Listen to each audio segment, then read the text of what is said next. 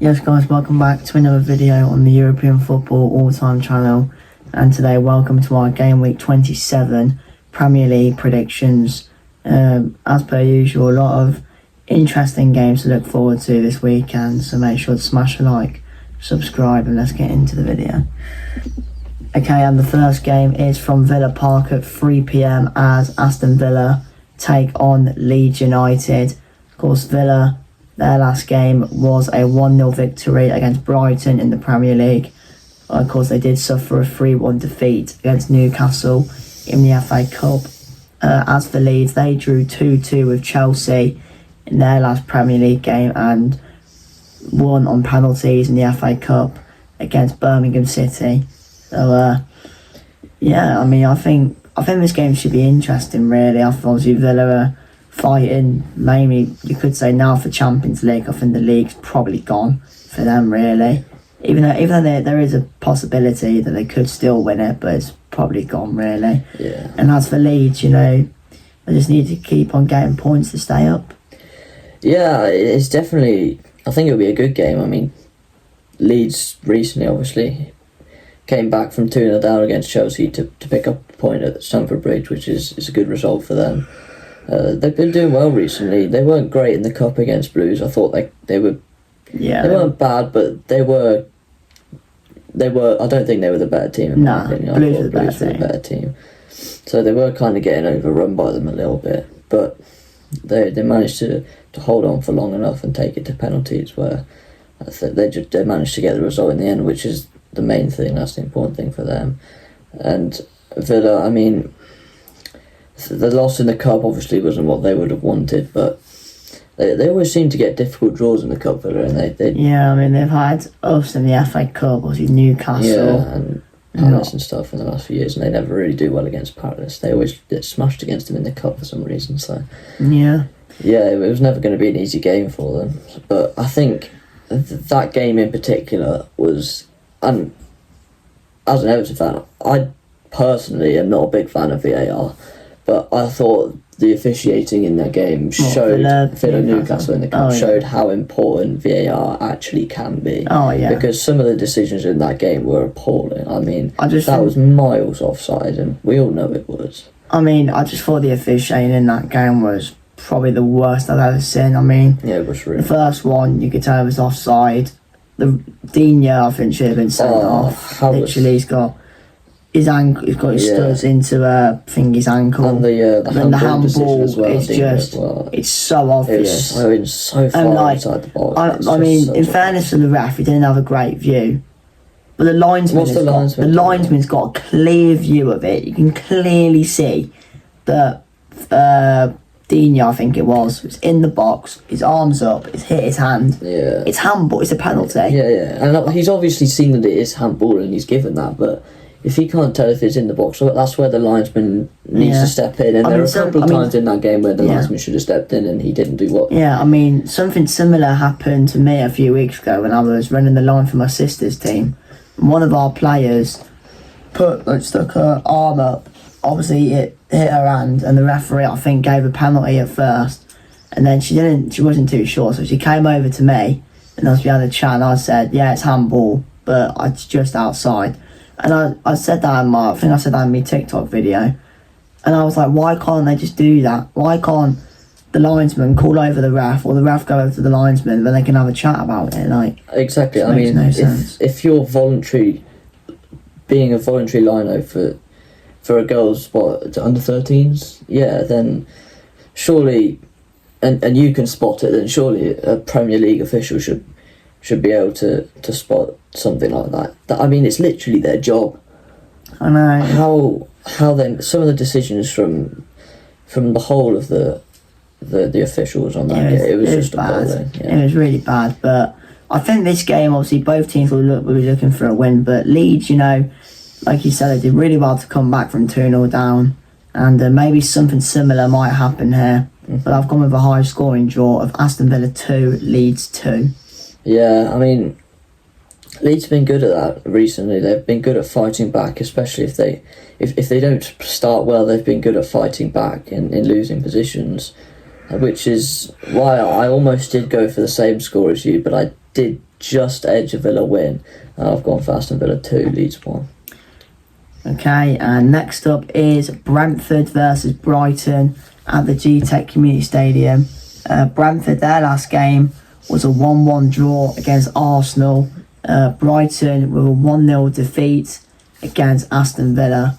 I don't think either team was in the. Brighton got beat by Liverpool in the FA Cup. I don't think Brentford were in the FA Cup. They were. They played Macclesfield. They did. Yeah, they beat Macclesfield, didn't they? But yeah, I mean, I'll talk about that game actually because I felt so bad for Macclesfield. I mean, the own goal, I was like, I mean, I don't think there was no Brentford player near the keeper, and the keeper should have shouted to leave it. He would have easily claimed it, but it's just a mistake at the end of the day. But fair play to Macclesfield because their run's been very good. Yeah. But yeah, I mean, Brighton obviously. I mean, I don't know what's going on with Brighton. 1-0 defeat at Villa. I mean, apparently Villa weren't great in that game from what I heard, but if they're not being careful, Brighton, they're really going to get dragged into the relegation battle. Yeah, it's been a strange season for Brighton, really. I mean, we've said it in other videos before that they've always been that sort of unpredictable mid-table team that you never really know what Brighton side you're going to get. One week they'll smash a team that are going for the title, and the next week they'll lose to a team in the relegation zone. You never really know what Brighton you're going to get, but this season, and of recent time especially, they've just really fallen off. They just can't seem to get results. They've just been really poor, and I don't really know what's happened at Brighton. But for Brentford, they're doing well. They're getting results. That's what they need. They're into the European spots, and that's what they'll have wanted.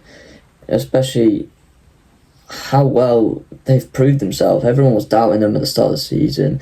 They brought in a manager that was their set-piece coach the season before. They got rid of their two best players in Mbeumo and Visser. And they've had players, obviously they've lost the manager, like I mentioned, with Keith Andrews coming in. So it was never going to be an easy season for Brentford, but they've proved a lot of people wrong, and they've had some players who have really stepped up, especially Igor Thiago, who was out with some injury struggles in the first season that they signed him, but he's come in this season and really proved I think he's the highest scoring Brazilian in the Prem. I think. Yeah, and the way he's going, it'll make it even more at this rate. He just doesn't seem to stop scoring at recent time, and I mean, Brentford are a good team, and they probably, that Arsenal game, they probably deserve to beat. I think either team probably deserved to win the game. The last 15 minutes was like a basketball game, which is end-to-end stuff.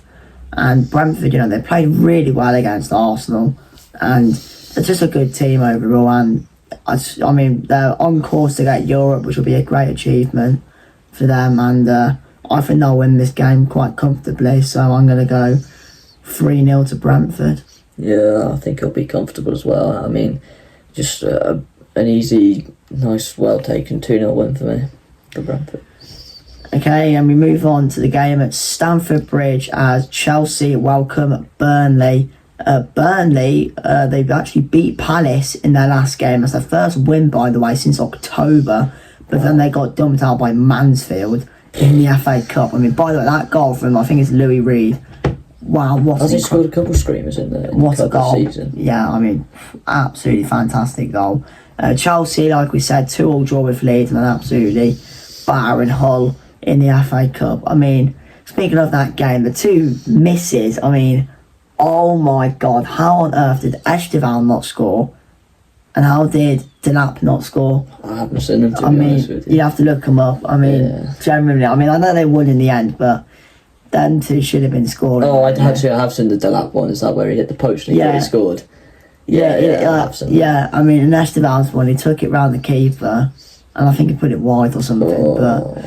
But Chelsea, they should be winning this one. Burnley, they'll be happy that they beat Palace, but they'll be a bit annoyed because they got knocked out by a League One team in the FA Cup. Burnley, they're going down really. I just can't see any way they're staying up with about 12 or 13 games to go, something like that. Chelsea, they're fine for top four. Are they in the top 4 at the moment? They're just outside, so a win here will take them into the top 4 because I think they play first before Liverpool and Man United. So, I mean, it's a comfortable fixture. I think Chelsea will win. I'm gonna crack on with it and go 3-0 to Chelsea. Yeah, I agree. 3-0 to Chelsea, nice and easy. Nothing really too much for them to worry about, I don't think. Yeah, and the next game we've got West Ham versus Bournemouth at the London Stadium, of course. Bournemouth with a 2-1 win against Everton last time out. Don't think Bournemouth were in the FA Cup, I'm not sure. Actually, were they? Were they in the FA Cup, Bournemouth? Don't know. I don't think they were. No, they weren't. They weren't in the FA Cup. I know West Ham were, though. Obviously, West Ham drew 1-0 with Man United in their last game and got an extra time win against Burton in the last round.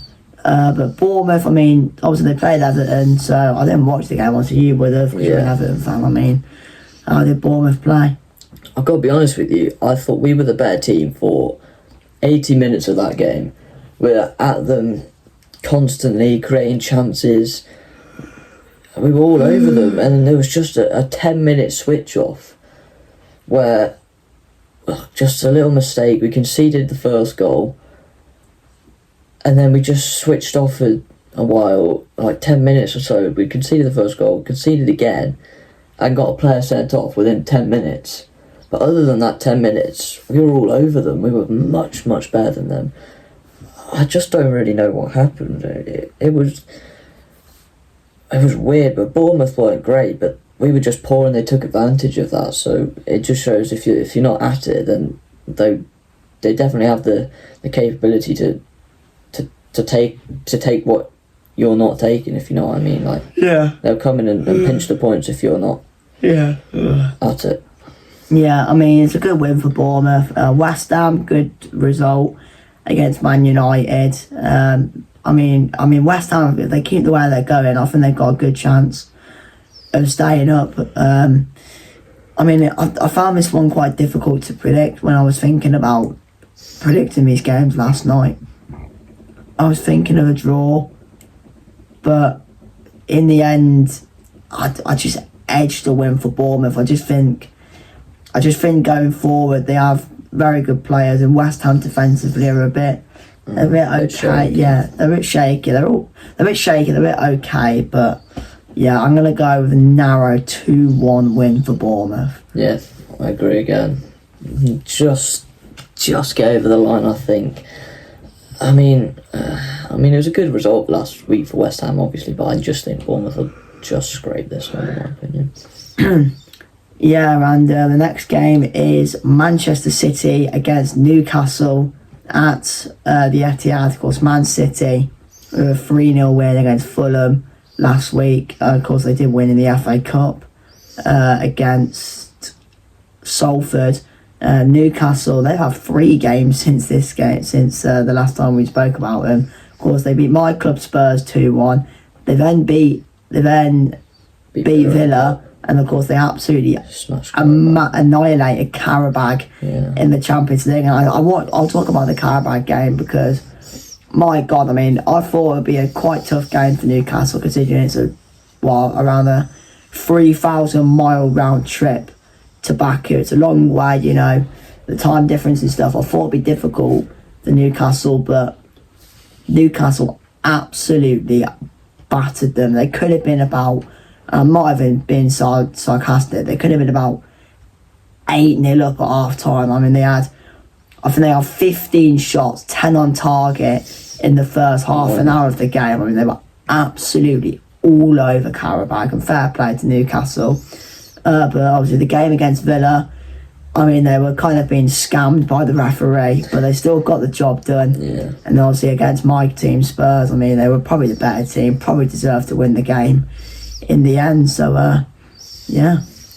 Yeah, I mean, we've already spoke about the cup game, but I mean, it's crazy how footballers just prove people wrong so quickly. Obviously, you might have seen my TikTok video that I made the other day about Anthony Gordon leaving Everton and the injury. Oh, yeah. Yeah. And they were literally in my comment section, there's Newcastle fans arguing about whether we should this guy says, "Oh, we can have him back." So I said I didn't want to, and then there's Newcastle fans arguing in my comments, one saying that he's good and he's the Champions League top scorer, and the other one saying that he's rubbish and he's only scored one goal from open play in the Premier League in a year or something like that.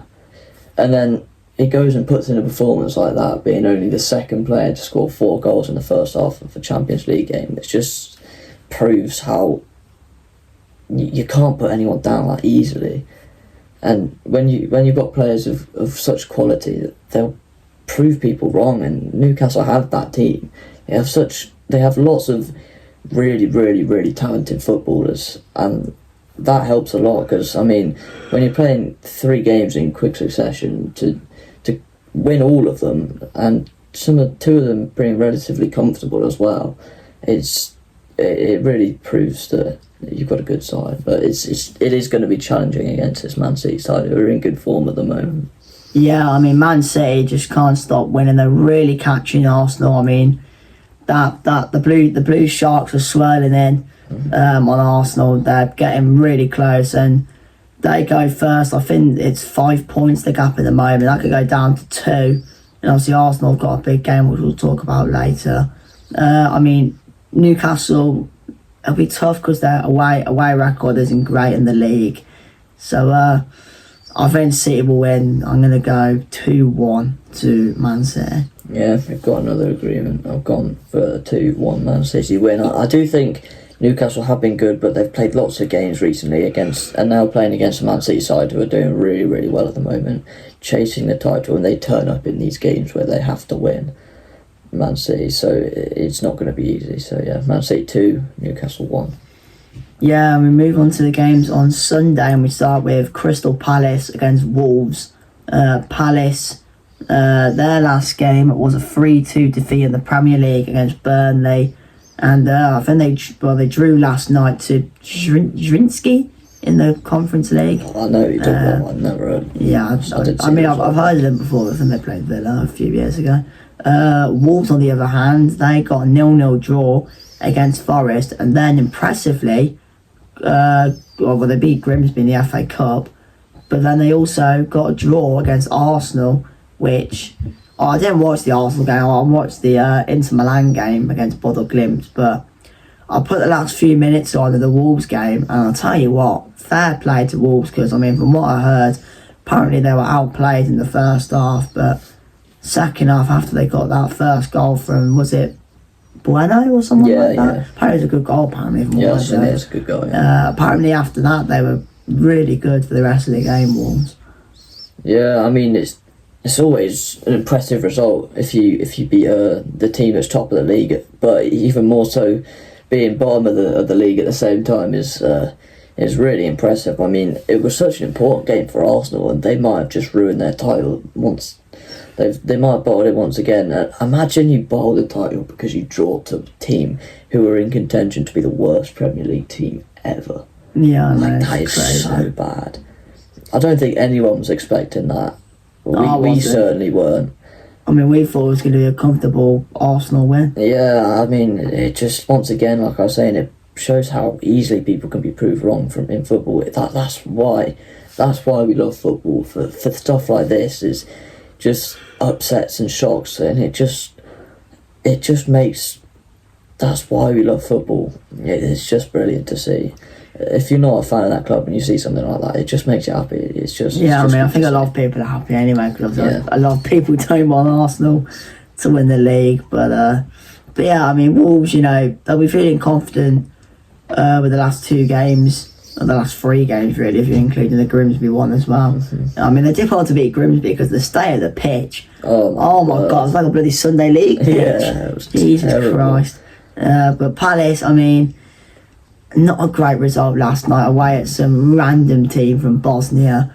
I mean, apparently the Palace fans were chanting for Glasner to be sacked, which really? I saw it on Twitter last night, and I don't know with Palace really. I mean, I just think the way Wolves are going at the moment, they're doing well. They've done well in the last 3 games, so I think Wolves are going to get a point here. I think they're going to equal Derby's record, so I'm going to go 2-2. That's fair. I mean, there's a lot on the line in this game, especially for Wolves. I mean, they definitely don't want to be the worst Premier League team in history. So if they can equal that record, that'll be very important for them. But I mean, it is going to be close. I think Palace will want to bounce back from 2 poor results. I mean, who knows? I mean, Palace have got now got Jurgen Strand-Larsen, who did score 2 goals in that game against Burnley, former Wolves striker. I mean, who knows? He could come back to haunt them, which would be devastating for the Wolves fans. But yeah, I have just gone Crystal Palace 2, Wolves 1, but I'm not overly confident now, to be honest. But I've gone for that, so yeah, could go either way though. Yeah, and the next game we have got Nottingham Forest versus Liverpool. And of course, Forest have got a new manager, Vitor Pereira. I mean, a brilliant start for him last night against Fenerbahce. But I mean, literally, I was just sat in bed on TikTok. I was like, you know what? I'll go on Twitter because obviously at the time we haven't Spurs on another manager, and I'll see if there's any updates. And I load Twitter, and the first thing I see is Sean Dyche being sacked. I was like, what? Why would... I don't understand. It's so random. Like, yes, I get you not getting the result that you might be wanting. I mean, yes, he didn't score against bottom of the league, but it's one game at the end of the day. I mean, he's had the best record out of all the managers you've had so far this season, and when you're in this position, you want someone who's kind of experienced in... Like, he kept us up a couple of years ago. He's that manager that... He's a manager who will come in and he'll do a job just to make sure you stay up in the Premier League, which he did well for us the other year, but it was really strange. Yeah. Because, especially with who they've appointed now, why would you get rid of Sean Dyche and bring in Vitor Pereira, who nearly got Wolves relegated in the first half of the season? He got like 2 points under him or something like that. Yeah. What? You want to stay up, so you suck a manager who's experienced in keeping teams up and bring in a manager who's worse, effectively. Yeah, it's weird, really. I mean, I just don't know if Forest is... Oh, honestly, Marinakis is a weird guy, man. I mean, very strange. I'd hate to have 4 managers in the season. Because, I mean, honestly, it just gets to a point where it's going to get memed. They're like, 5 minutes later, they're going to get a new manager. I mean, me and Ollie were joking we're messaging each other. And we were like, and Nottingham Forest can announce their 10th manager of the season as Gareth Southgate has been appointed.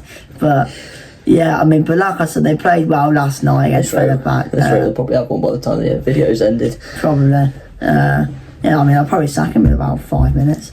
But yeah, I mean, like I said, they played well last night against Fenerbahce. I mean, I thought Fenerbahce were going to beat them, but fair play to Forest, they played well. If they played out well against Liverpool, yeah, they could get a result. Obviously, Liverpool won 1-0 against Sunderland. Good win for them. Yeah. Beating Brighton as well.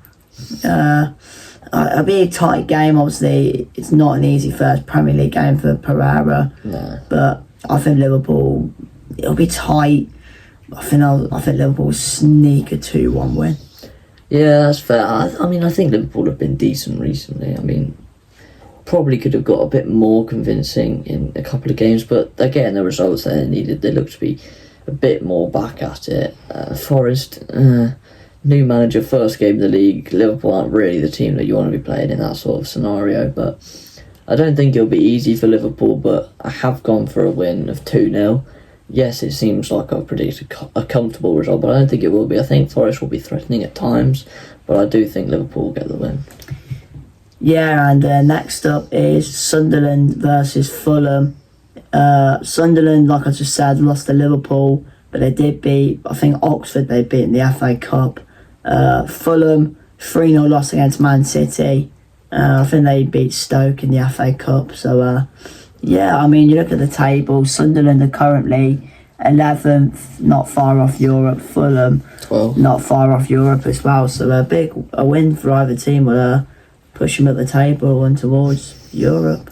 Yeah, it is a big game. 11th versus 12th. I mean, both teams, like you said, fighting for Europe, so it could be crucial if they want to get those European spots. They could really do with winning this game just to put them ahead of another one of those teams that are competing with them as well, if you know what I mean.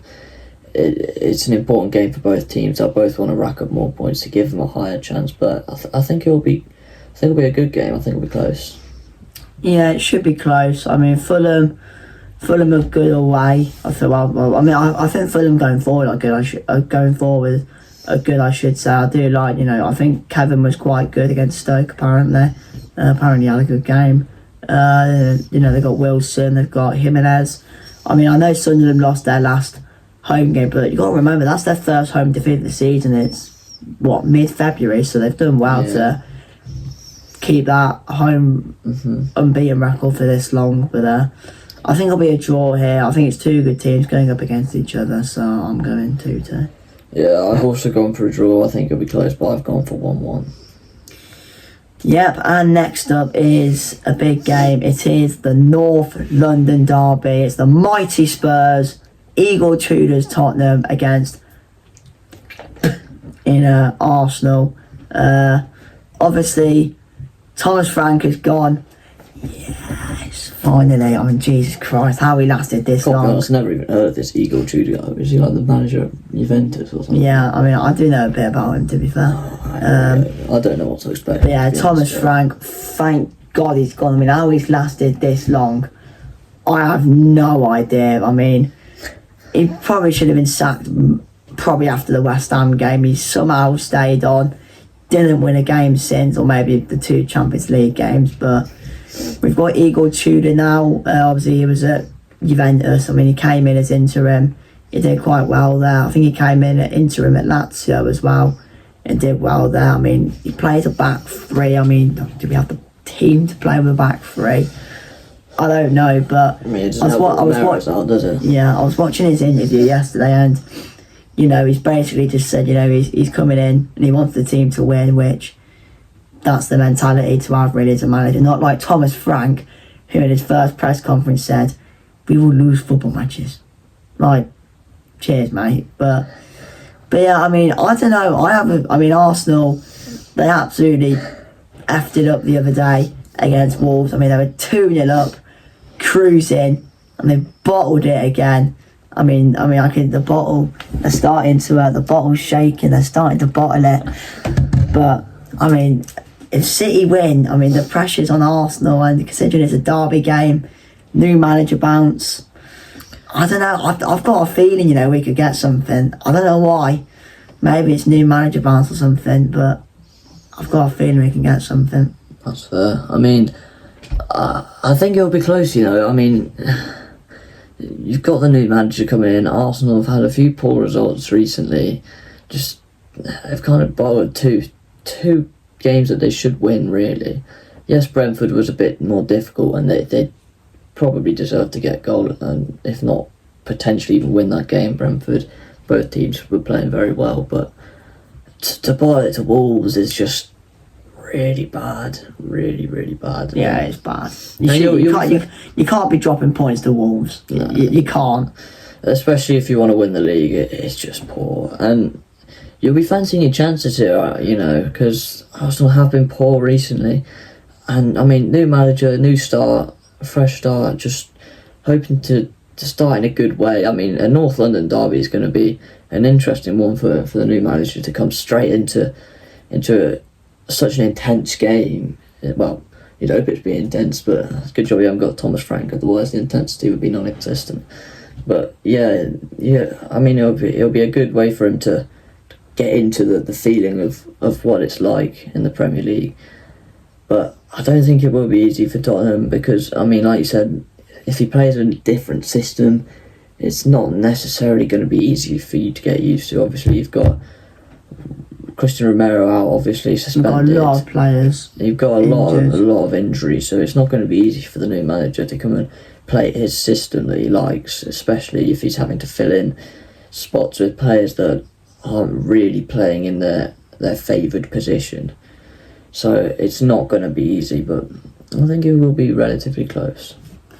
Yeah, I think the atmosphere should be good. Apparently there's a TIFO going to be shown in the South Stand on Sunday, which should be good. And the atmosphere has to be good on Sunday. We need to get behind the team, back the new manager, make it a hostile atmosphere for Arsenal, because the last 2 games have been... the Brentford game was end-to-end, but the Wolves game was poor for them. And I've seen a lot of Arsenal fans who are kind of a bit nervous now about the league and coming into this game. But we're going to draw this game. Eagle Chill is going to come in and he's going to start well, 2-2. It's fair. I mean, it's bold, but it's fair. I mean, they haven't been good recently, Arsenal, but I have just gone for an Arsenal win. I'm sorry, but I mean, if he is going to play that new system with the players you've got, it's not going to be easy for him. He's only just getting to know the team, so it's going to be difficult for him, especially in a game like this as your first game. It's not going to be easy, but I wouldn't be surprised if you do get something from this game. But I have just gone for a 2-1 Arsenal win. Well, yeah. I hope you get something though. Yeah, but anyway, the final game is Everton against Manchester United. Everton, obviously, like we just said earlier, they lost 2-1 to Bournemouth. United 1-1 draw with West Ham. I don't know what's going on, but you just can't win at home. No, I don't know either. I mean, we can't win at home either. Yeah, I mean, that's happened to a lot of teams though. We've seen it in the past where teams have got a new stadium, and the first year's always been difficult to adapt to the new stadium. But I mean, at the end of the day, we can't be making up excuses for it's a new stadium. It doesn't make a difference. It does make a difference in a way, but we can't be relying on that. Like, we've been so good away from home. The performance we put in against teams away from home, we've looked like a different team to when we're playing at home. It's really strange, to be honest. I don't understand why we just can't win at home, but it just seems to be how it's going. And we're coming up against the Man United side that are in really, really good form at the moment. Carrick's come in, hasn't lost a game since he's come in. I mean, I think has he been there for 5 games now? Yeah, won 4 and drawn 1. Yeah, he's done well, Carrick, to be fair. So it's a Man United side that look like they're getting back to their best, really, or at least getting close. And to the Man United team, that they should be chasing Champions League football as a minimum. But it's not going to be easy for Everton. Obviously, we had Jacob Bryan sent off last week, so he'll be missing for this game. But it's not all that bad, because at least we'll actually have a right-back playing at right-back this time, unless Moore starts another centre-half. Yeah. Which I'd imagine he will play Patterson at right-back, which is kind of good in a way. It gives whoever's playing on the right, which will probably be Njai, a little bit more support going forward. Patterson's an attacking fullback. He'll get up the pitch, he'll overlap his winger, he'll get forward but crosses into the box, create chances. That's what we need. And then it allows Njai to come inside into the middle and play football like he loves to do. Drive the ball forward, get into those spaces and work his magic, that's what we want to see from Njai, where he can not have to worry about staying out wide too much because there's no support there. But I mean, it will be challenging for us. We might be able to get something, but it's not going to be easy against this Man United side.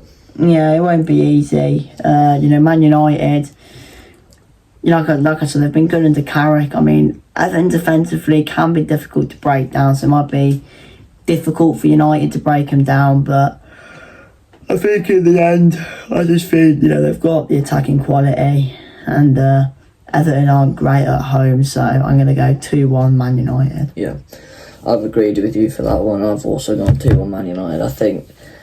Normally I'd say home advantage, but this season it's kind of been home disadvantage for Everton. Yeah.